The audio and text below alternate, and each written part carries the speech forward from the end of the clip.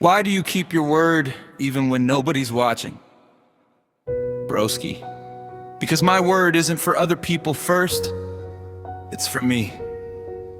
See, anybody can make promises when emotions are high. The real test comes when excitement leaves the room and discipline is left cleaning up the mess. That's where character shows itself. Everybody loves making declarations on New Year's Day. This is my year. I'm gonna change. Nothing can stop me. Then February walks in, life gets uncomfortable, and suddenly those promises develop amnesia. That's why I stopped being impressed by announcements. I watch habits. Habits don't need microphones. They don't make speeches. They just quietly become your future. See, every promise you keep to yourself is like laying another brick beneath your confidence. Every promise you break quietly removes one. Then people wonder why they don't believe in themselves anymore. 'Cause confidence isn't magic, it's evidence. It's your mind looking back at your history and saying every time you said you'd show up, you did. That's why soldiers trust each other. Not because they make emotional speeches before battle, but because they've repeatedly proven they can be counted on. I want to become that kind of man. Not just somebody other people can rely on, but somebody my future can rely on. See, imagine hiring an employee who keeps missing deadlines, arriving late, and making excuses. Eventually, you'd stop trusting them. Funny thing is, people do the same thing to themselves every single day. They tell themselves they'll wake up at 5, then hit snooze until 7. They promise to read 1 chapter, then spend 2 hours scrolling. They promise God they'll change, then negotiate with the very habits they said they'd leave behind. And then they ask why self-belief keeps disappearing. 'Cause your mind is watching everything you do. It remembers every promise you abandoned. It also remembers every promise you honored. That's why I don't chase confidence anymore. I build credibility with myself. Credibility is earned, it compounds, one disciplined decision at a time, one honest conversation at a time, one workout completed, one prayer kept, one temptation resisted. Nobody applauds those moments, but heaven records them, and so does your conscience. See, people think integrity begins when somebody is watching. Nah, integrity begins the moment nobody is. Cameras don't create honesty. They reveal when it was already there. Anybody can act differently under observation. But who are you when the lights go off? Who are you when nobody will ever know? That's the person you're becoming.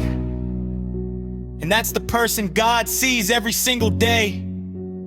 Joseph understood nobody would have known if he had compromised in Potiphar's house. The doors were closed, the opportunity was there, the consequences looked invisible.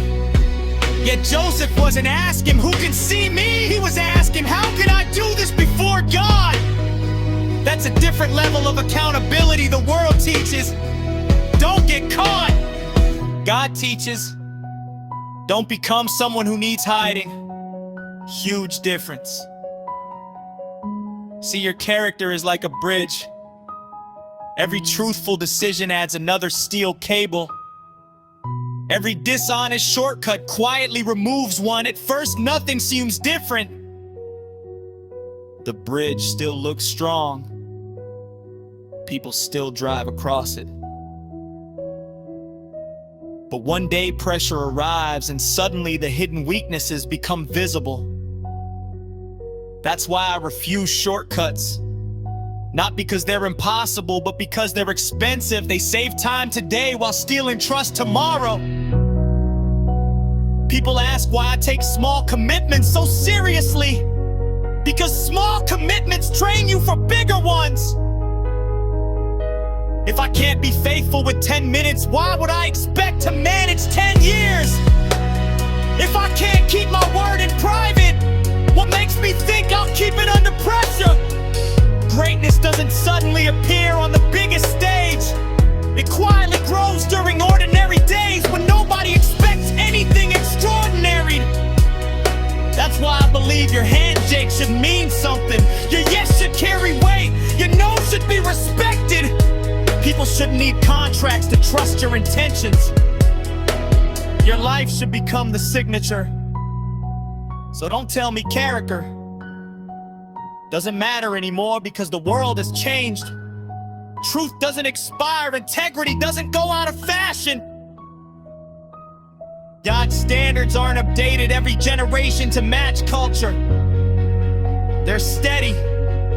And in a world where promises are broken so easily, becoming someone who keeps their word becomes a rare kind of wealth. Because at the end of the day, because people may forget your achievements, your titles, your followers, and even your success, but they'll always remember one thing: whether your word was worth believing. And when God entrusts bigger assignments to people, He doesn't start by measuring their talent. He starts by measuring their faithfulness. That's why I guard my word like treasure. Because once people can trust what comes out of your mouth, heaven knows it can trust what it places into your hands.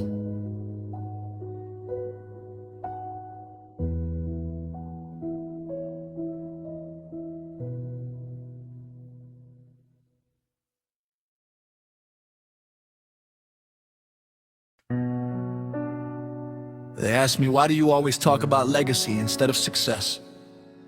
Broski, because success has an expiration date.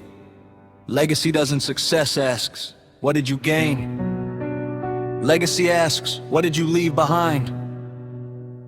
Those are two completely different scoreboards, see. Anybody can become rich. Anybody can become famous. Anybody can trend for a week, but tell me this: what happens when the cameras stop recording? What happens when the applause finds somebody new? What happens when your name isn't the headline anymore? If your identity was built on attention, it'll collapse the moment attention leaves. That's why I don't chase moments. I chase meaning. Moments fade. Meaning multiplies. See, people are obsessed with making history. I'm more interested in making impact. History remembers names, impact changes lives. There's a difference. You can build the tallest building in the city, but if nobody is stronger because you existed, what exactly did you build? A monument to yourself? Nah, cause I don't want my life to become a museum people visit once a year. I want it to become a blueprint people use every single day, because buildings eventually crack, companies eventually change owners, money eventually changes hands. But principles keep working long after the person who taught them is gone. See, every relay race teaches something powerful. The fastest runner isn't the one who keeps the baton, he's the one who passes it well. Imagine an athlete sprinting the whole race, then refusing to hand over the baton because he wanted all the glory. His team loses, even though he was talented. That's what happens when people build lives that don't benefit themselves. Success that stops with you isn't success.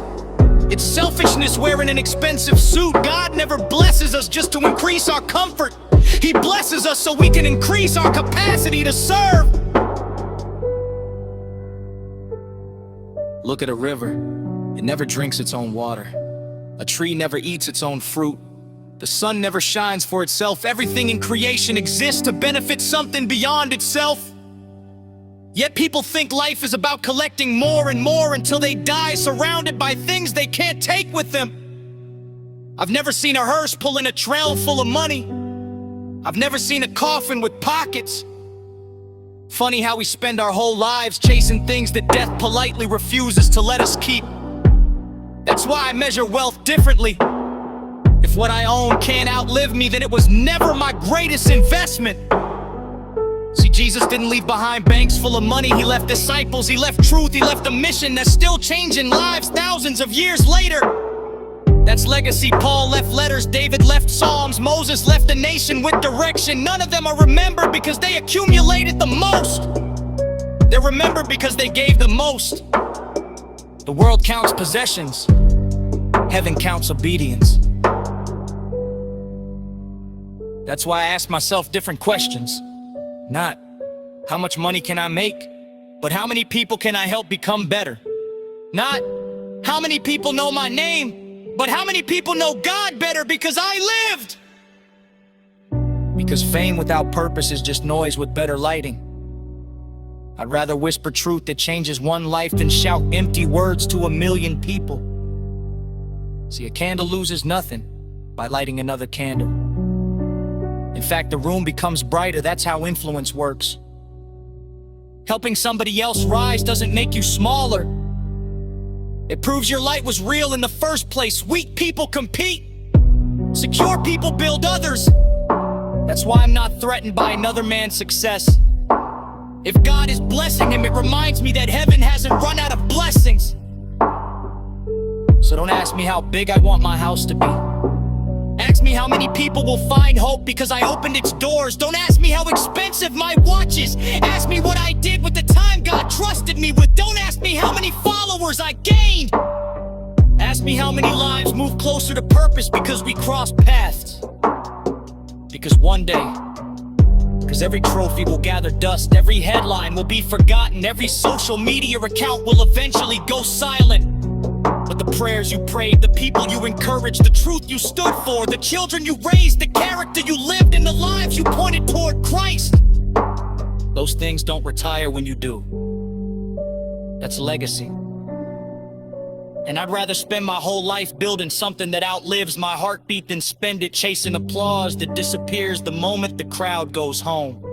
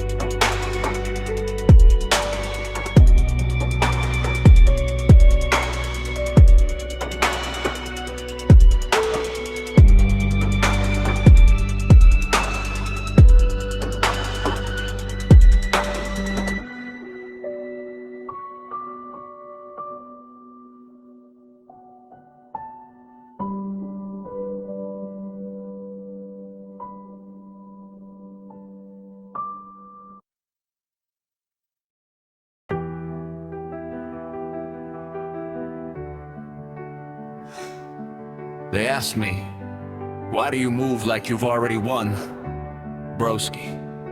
Because victory starts in your identity before it ever appears in your circumstances.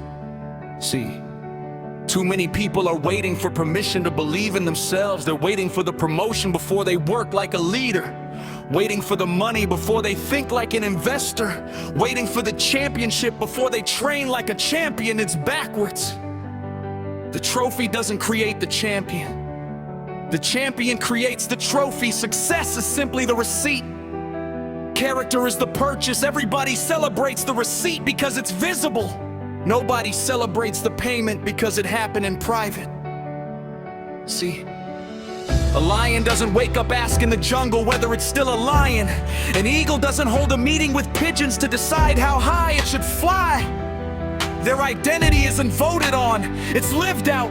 Yet people let strangers decide how valuable they are. One negative comment ruins their whole week. One rejection convinces them they're not enough. One failure makes them question everything God already placed inside them. Nah, 'cause my value wasn't written by opinions, so opinions can't erase it. The same God who formed mountains formed me. The same God who told the ocean where to stop also gave my life an assignment. Why would I let somebody who didn't create me define me? See, identity is like the roots of a tree. Nobody applauds roots because nobody sees them. But when storms arrive, suddenly everybody discovers how important they were. A tree with shallow roots spends its life negotiating with the wind. A tree with deep roots lets the wind negotiate with it. That's why I spend more time strengthening who I am than advertising who I appear to be. Appearance impresses people. Identity survives pressure. People keep asking how to become confident. Wrong question. Confidence isn't pretending you're the best. Confidence is remembering who you are. David didn't defeat Goliath because he believed he was stronger than the giant. He defeated Goliath because he believed God was greater than the giant. Huge difference. One confidence is built on ego. The other is built on faith. Ego collapses when circumstances change. Faith grows stronger because it knows God doesn't. See, I don't walk into rooms thinking I'm better than anybody else. I walk into rooms knowing I have something valuable to contribute because God doesn't create accidents. Every person carries a gift. The tragedy isn't that some people have no gifts. The tragedy is that many died protecting gifts they were supposed to release. Imagine buying the world's brightest lamp and keeping it locked inside a box because you're afraid someone might criticize the light. That's what happens when fear becomes louder than purpose. That's why I stopped introducing myself by my problems. I'm not my mistakes, I'm not my failures, I'm not my past. Those are chapters, they're not the title of the book. Too many people have turned temporary battles into permanent identities. They say I'm broke. Nah, cause you have financial challenges. That's not your identity, I'm a failure. No, you experienced failure, that's not your name. Be careful what follows the words. I am. Those two words build the house your mind lives in. See, every builder knows the importance of the foundation. You can decorate the walls with expensive paint, but if the foundation is cracked, eventually everything falls apart. Identity is your foundation. Money sits on it. Relationships sit on it. Leadership sits on it. Purpose sits on it. Get that wrong and everything else eventually leans in the wrong direction. That's why I spend more time in God's presence than in people's opinions. The manufacturer always understands the product better than the customer. If I want to know why I was created, why would I ask the crowd instead of the creator? The crowd changes trends every year. God hasn't changed his truth once. So don't mistake my confidence for arrogance. Arrogance says, look what I built. Confidence says, look what God is building through me. Arrogance needs applause to survive. Confidence remains steady whether the room is cheering or silent because it knows its source. One day, people will look at your life and assume you were born fearless. Let them believe it if they want you, and God will remember every night you had to choose faith over fear. Every morning you had to remind yourself who you were. Every battle where your identity was tested before your victory was revealed. Because at the end of the day, the greatest battle you'll ever fight isn't for money, fame, influence, or success. It's for your identity. The enemy knows that if he could convince you to forget who God says you are, you'll never become who God created you to be. But once you settle your identity, every other battle becomes smaller. A man who knows who he is doesn't need to prove it to the world. He simply lives it.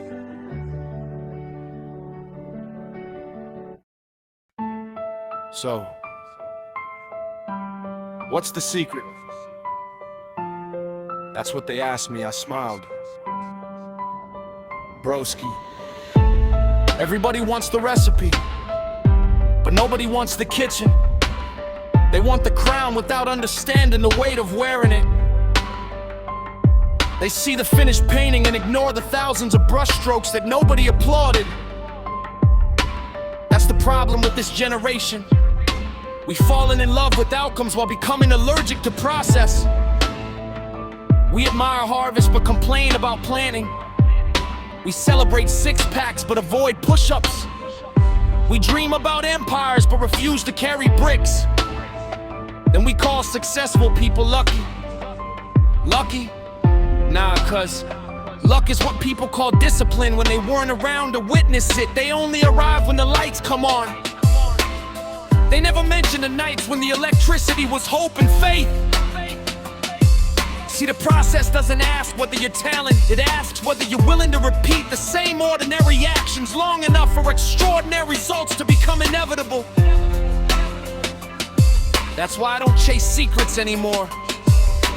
The greatest secret in the world is that there isn't one. The formula has always been hiding in plain sight. Show up, learn and prove. Hey, sounds boring, doesn't it? Exactly. That's why so few people become exceptional. They keep searching for hidden doors while walking past the front entrance every single day. See, imagine a sculptor staring at a giant block of marble. Everybody else sees a rock. The sculptor sees a masterpiece trapped inside. But here's what most people don't understand. A masterpiece isn't created by one perfect strike. It's thousands of small, precise cuts. One hit looks insignificant. 2 hits change nothing. 50 hits still don't impress the crowd. But keep striking long enough, and eventually the statue introduces itself. That's life. People underestimate small actions because they judge them individually instead of collectively. One workout won't transform your body. One book won't transform your mind. One prayer won't instantly transform your life. But stack them together over months and years, and suddenly people start asking for your secret. The secret was never hidden. It was repeated. See, God himself built creation through a process.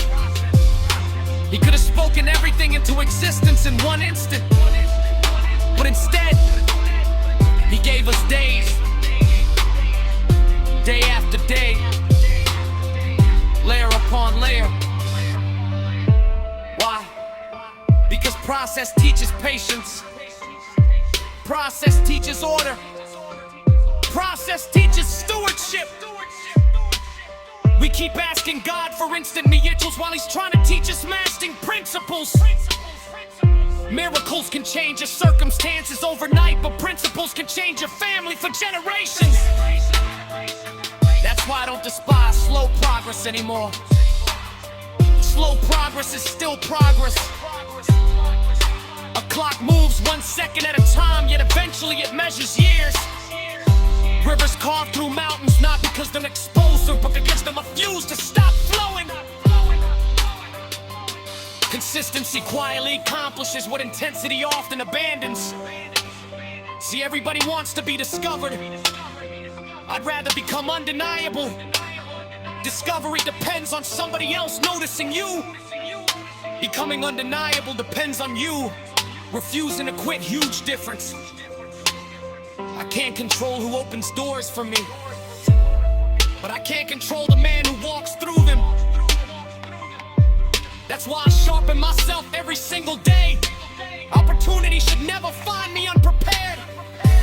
If the door opens today, I want my discipline to already be waiting outside before my excitement gets there. See, the bamboo tree spends years growing beneath the surface before it suddenly shoots into the sky. People call it rapid growth because they only counted the visible season. God counted every hidden year, that's comforting to me. Heaven measures progress differently from people. People celebrate disability. God celebrates faithfulness. That's why I don't panic when nobody notices the work. The roots are growing. The foundation is settling. The character is strengthening. Public success is simply private obedience becoming visible. So don't ask me for shortcuts anymore.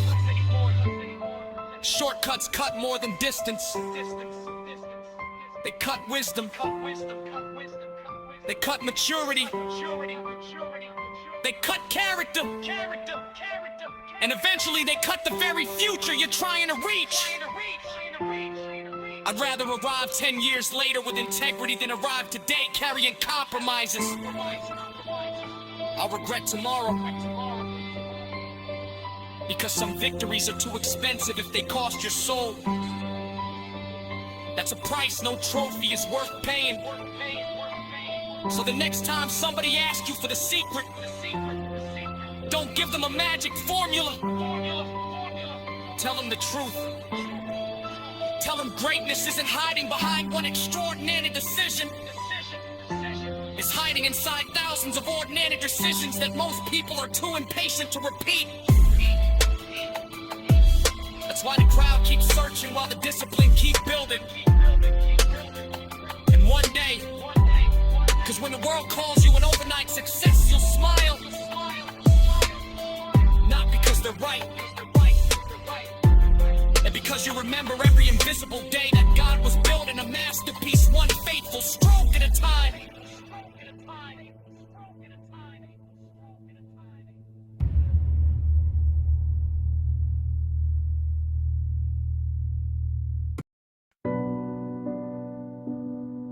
Must be nice. That's what they said when they looked at the results. Must be nice. Broski. That's one of the funniest sentences I've ever heard. People look at the harvest and say, must be nice. They look at the business and say, must be nice. They look at the discipline, the physique, the peace, the success, and they say, must be nice. But they never say it when you're paying the price. Nobody looks at the 5 a.m. alarm and says, must be nice. Nobody looks at the years of rejection and says, must be nice. Nobody looks at the lonely seasons, the missed parties, the sacrifices, the failures, the prayers prayed through tears and says, must be nice. Funny how people only admire the fruit after ignoring the roots. See, everybody wants the testimony until they discover it comes attached to a test. Everybody wants the victory speech until they learn it was written during battles. That's why I stopped explaining my journey to people who only arrived for the final chapter. You weren't there when the story was being edited. You only saw the published version. See, life is like a mountain. Everybody wants the view from the top. The photographs are incredible. The air feels different. And perspective changes. But what they don't show you are the blisters from the climb. They don't show you the moments when your legs were shaking and the summit still looked impossible. They don't show you the times you wanted to turn around because the valley felt more comfortable than the ascent. That's the thing about high places. They offer incredible views, but they demand incredible effort. The mountain doesn't care how badly you want the view, it only responds to the climb. That's why I don't envy successful people anymore. Envy is strange. It's wanting somebody else's reward without understanding their sacrifice. That's like wanting a farmer's harvest while refusing to wake up for planting seasons. Success always looks attractive from a distance because distance hides details. Up close, you'll discover that every meaningful achievement has fingerprints of discipline all over it. Every champion has scars. Every leader has lonely seasons. Every builder has dealt with setbacks. The difference isn't that they avoided hardship. The difference is they refused to let hardship have the final word. See, I learned something from watching blacksmiths when they place steel into the fire. The steel doesn't understand what's happening. All it feels is heat, pressure, discomfort. If the steel could speak, it would probably call the fire unfair. But the blacksmith isn't trying to destroy it. He's trying to strengthen it. That's how God works sometimes. We experience pressure and immediately assume something is wrong. Maybe nothing is wrong. Maybe heaven is simply preparing you for a weight you couldn't carry in your current condition.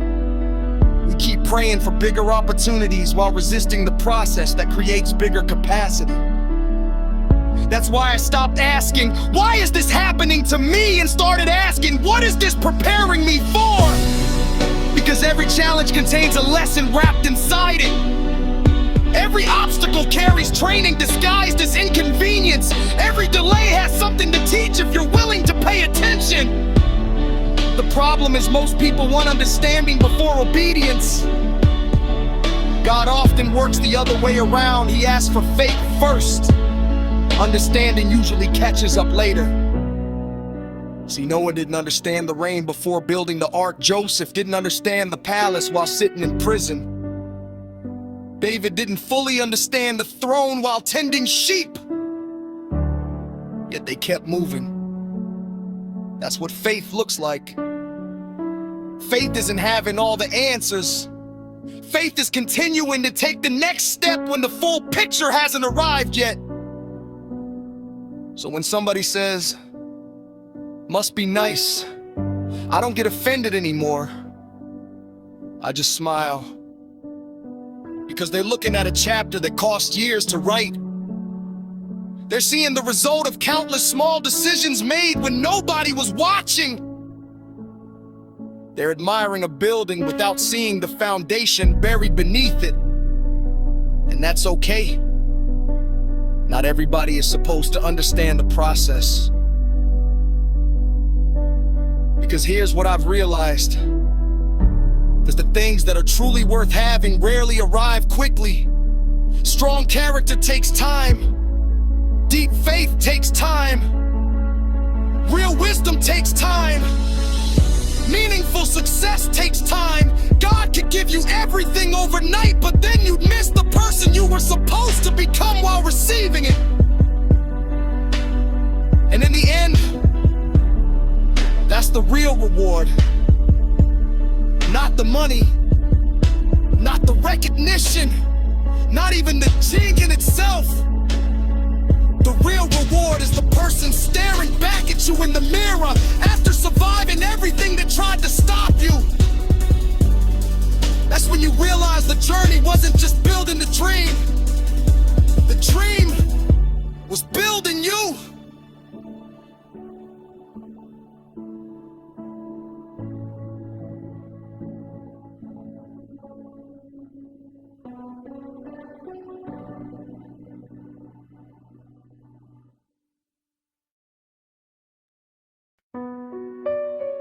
They ask me,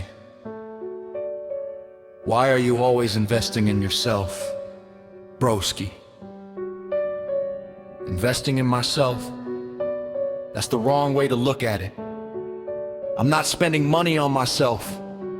I'm increasing the value of the only asset I'll never be able to replace. Think about it. If somebody handed you the only car you'd ever own for the rest of your life, wouldn't you maintain it? You'd service the engine, protect the paint, change the oil, fix every problem before it became expensive. So why do people take better care of machines than they do their own minds, bodies, and spirits? That's backwards. Your body carries your purpose. Your mind makes your decisions. Your spirit gives them direction. Lose one of those and everything else starts shaking. See, people love buying things that appreciate other people's opinions instead of buying things that appreciate their own value. They'll spend thousands trying to look successful, but hesitate to spend a fraction of that learning a new skill. They'll upgrade their phone every year, but leave their mindset running on outdated software from 10 years ago. Then they wonder why life keeps buffering. Because the problem isn't your connection. The problem is your operating system. You can't expect millionaire decisions from a mind you never trained. See, I don't buy books because they look good on a shelf. I buy them because one sentence can change a generation. I don't exercise because I want people to admire my physique. I exercise because a weak body eventually starts negotiating with a strong purpose. I don't pray because it's a religious routine. I pray because even the sharpest axe becomes useless if it loses connection to the hand holding it. Everything I do is an investment, not an expense. Expenses disappear after they're spent. Investments keep paying long after you've forgotten what they cost. That's the difference. See, every day you're investing in something. The question isn't whether you're investing. The question is where the return is going. Every hour scrolling is an investment. Every hour studying is an investment. Every conversation is an investment. Every habit is depositing something into tomorrow. Some people are collecting interest, others are collecting regret. Both accounts compound, that's the scary part.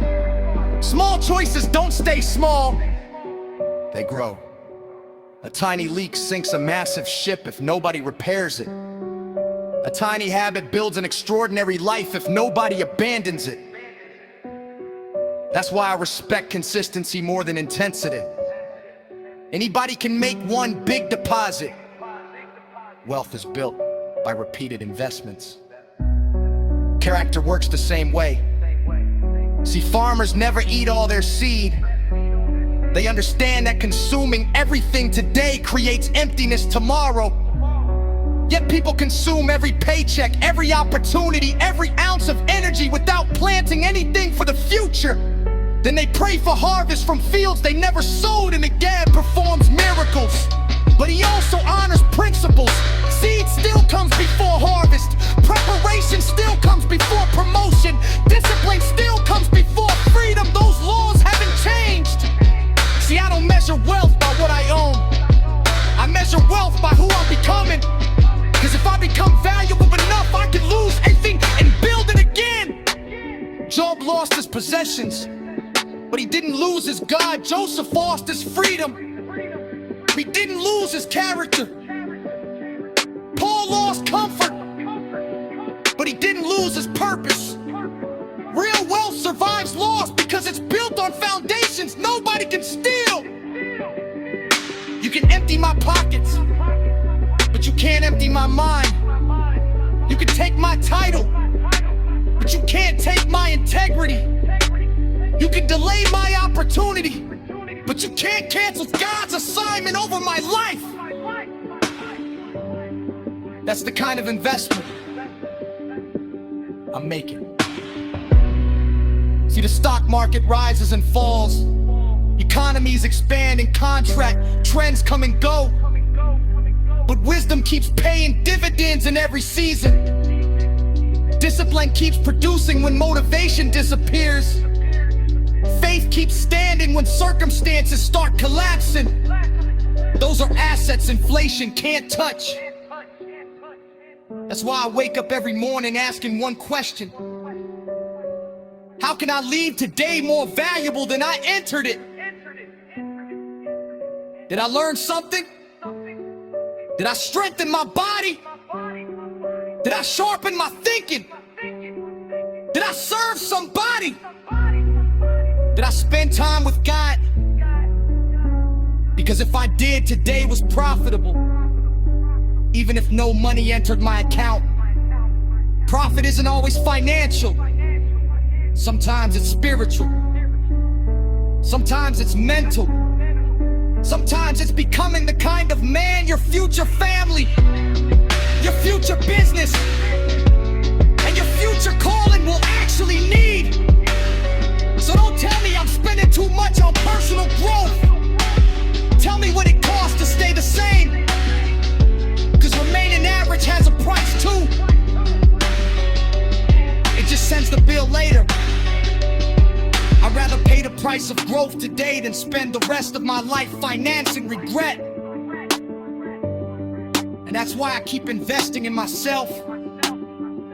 Cause not because I think I'm already valuable enough, but because I know God placed something inside me that's far too precious to leave undeveloped.